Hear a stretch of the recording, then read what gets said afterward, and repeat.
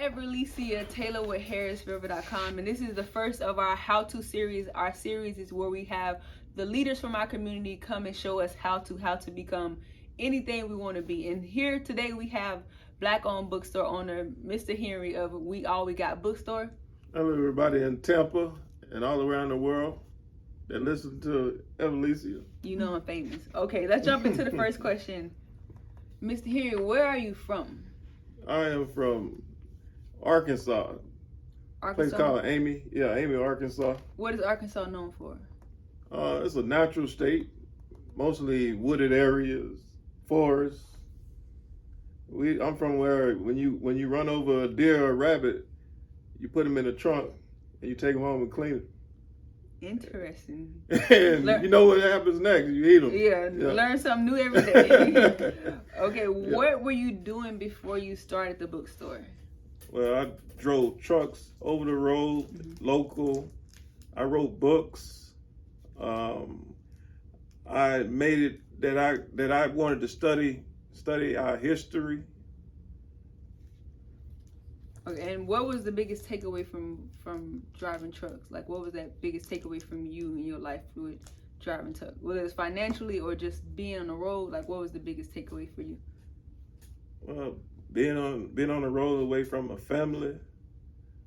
Let me see. It was hard to adjust, like being away. Yeah, it was hard to adjust. Yes. Okay, and do you remember the moment where you decided to open the bookstore? Like, what was that moment?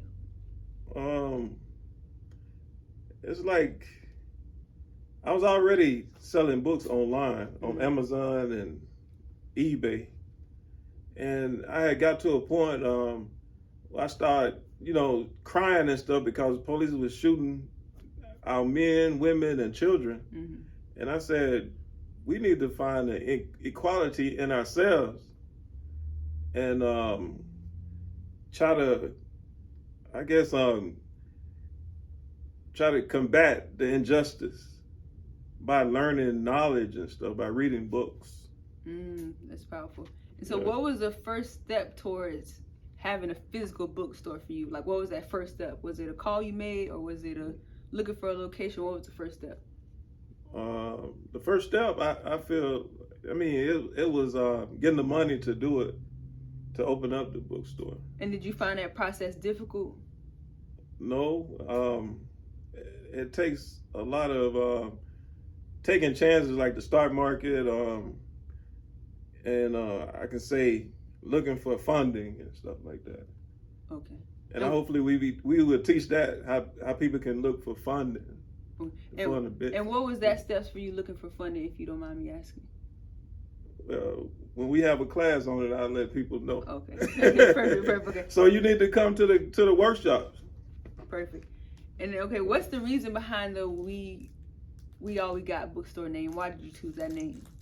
Because I still look at Master P videos. That's my favorite. Yeah, and he always said, "We all we got." And I'm like, okay, I'm gonna name it "We All We Got Bookstore" because we all we got. Yeah. And why did you decide to bring it to this community, to this neighborhood? Because a lot of people in this community that look like me, a lot of people here that need educated of thyself. And for you, what does education mean for you? Like, what does that look like? Does it look like a 4-year degree? What does education look like for you? Education is educating on your ancestors, educating about the stock market, educated about credit, education on how, the health books and stuff like that. And law also, educating yourself on the law. Any books off the top of your head that you would recommend, like what you say, that gets a person towards becoming educated in your definition? Yes, The Rise and Fall of Black Wall Street.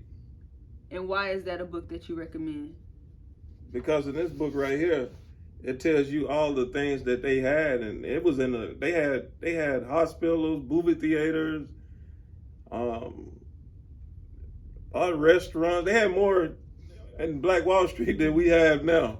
Yeah. And our people need to know that. We need to get educated on what we had in the 1920s.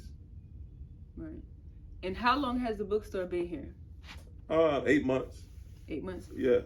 And what advice would you give someone who's looking to start who's looking to start their own bookstore looking to bring a powerful form of education to the community? What would you say to them? I would say check with the other bookstores, because it's a hard job owning a bookstore. It's not easy. And what's the hardest part about having a bookstore? I think getting the people to come to the bookstore, that's the hardest part. And marketing. Mm-hmm. Good thing we got Everlecia marketing in the building. Exactly. Right. Yeah. And what's the easiest part about having a bookstore for you? There's nothing easy about holding a bookstore.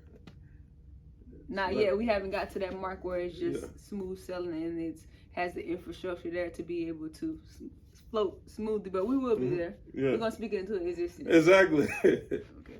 Yeah. Okay. So you said before that you wrote books. Mm-hmm. So what's your book? The name of your book? I've written, I think, 5 books. I think. Oh, so you wrote 5 books? Yeah. Okay.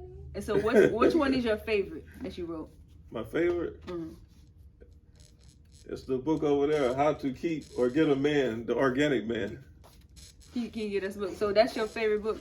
Yeah. It said it was paused. Can you see somebody calling you? My bad. So this is your favorite book that you wrote. It's okay.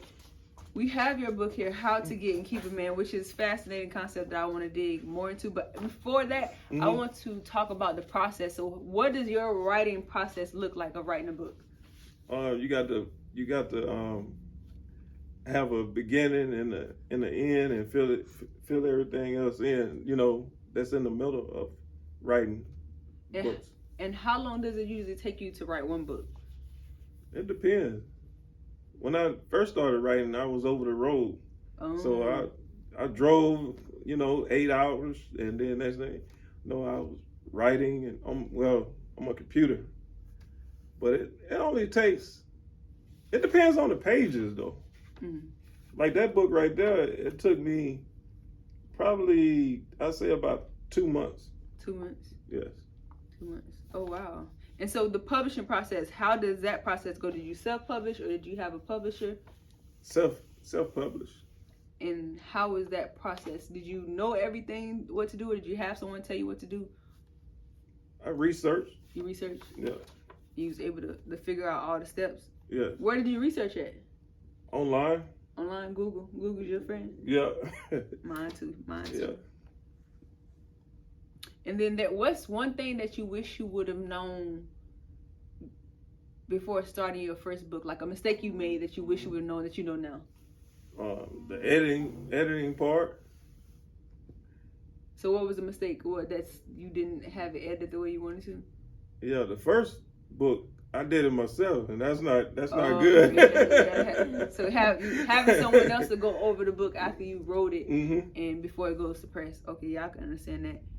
And okay, this book, How to Get and Keep a Man. What's one takeaway, the organic man, at that? So what's one thing that you wanted people to take away from this book without giving them too much?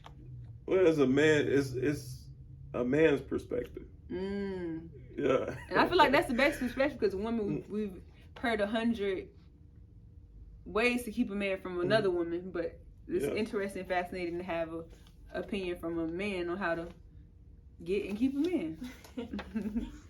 Okay, so how do local authors get their book inside of WAWG Book Store? Like, what's that process like? Well, they have to have a book signing. They have to have a book signing. So they have to have a book signing? Okay. Yeah. Okay, so local authors, you heard it here. You want the book inside? Contact Mr. Henry for a book signing. Yeah. Okay. And then I saw that you have ebooks on your website. What is that process like? How does a person get the ebook? Do they have it for 21 days or do they have it forever? How does the ebook process work on your website? Oh, they have it. They have the ebook forever. Oh, so they keep it forever? And, Yes. Okay. And so what is the website for the ebook again? It's WAWG Book Store. Okay.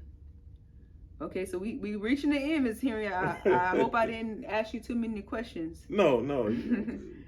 What's one book that changed the way you saw life besides The Rise and the Fall of Black Wall Street? What's another book?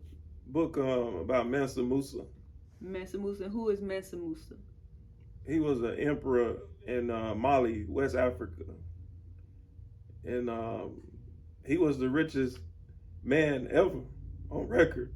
Mm. And learning about him, how did that make you feel? Like, what was it about this? It was about just knowing that it was a man that looked like you that was so powerful. What was that connection that made you, that changed the way you saw your life? I knew that we came from more than just slaves. Mm. That we came from royalty. Mm. I feel like that's why you see a lot of guys with these big chains on, because it's in their DNA. Mm. And women also, not just men. Look, don't forget about us. Yeah. Okay, and have you had a mentor that has shaped your life? Like, do you have somebody you can call for advice, like over the years? Like, who, if you have someone, who is that person for you? Oh, my dad. Your dad. So, Yeah. so what? How has he been a mentor for you? Like, what he's the biggest? What has he taught you? Well, he taught me how to be myself. I mean, and always, try to make people laugh and respect people, and to become an entrepreneur. So he inspired. And so, do you have children? Yes. So, what lessons do you teach them that you feel like if you had one thing that you wanted them to take away, what would that be to your own kids? Learn their history. Learn history. That's the most important thing, to learn their history. And just because you've created this store to empower your community, the Black community, what do you feel are the solutions for the community besides being self-educated? Like, how do we become a community again? Like Tupac said, we have to change the way we live, change the way we eat, change the way we treat each other. That's what Pac said, and that's what we need to do. We need to come together and start trusting one another. And what is being done here at WAWG Book Store to bring us Black people together? Can you tell us about some events and things going on? Yeah, I'm working with, matter of fact, I'm working with you, Everlecia. I'm working with Everlecia, Mita, and two other people, Kim and Bess, trying to, get it where we could, like I say, come together, because that's the only way we're gonna make things happen is we come together. That's the only way. Come together. Yeah, this is a capitalist country, so most people that are doing things, they doing it with a team of people. And I think that's the most powerful thing, that having a team of a collective people who have the same agenda for the empowerment of our people together and really pushing things forward. And I want to just thank you for allowing us to have a piece of your space to be able to contribute to a culture and our people that we love so much. So I think that's very noble, and I want to thank you here on camera for that. And thank you for letting me interview you, because that takes a lot too. Thank you, Keisha, for the applause. Exactly. Man, Mr. Henry. Yeah, so we're gonna wrap it up. So is there anything else that you wanted to mention? I know that because our conversations could go where we really talk about with passion the things we love about our culture and the things we wish we want to see. So is there anything else you want to add? Yeah, if there's anybody that is a professional and want to help the community, they should contact us, because it's going to take a community, not a neighborhood, but a community. Okay, thank you, Mr. Henry. That's a wrap. Thank y'all. We're going to be back next week with another how-to interview, how to become better in every way. Thank you.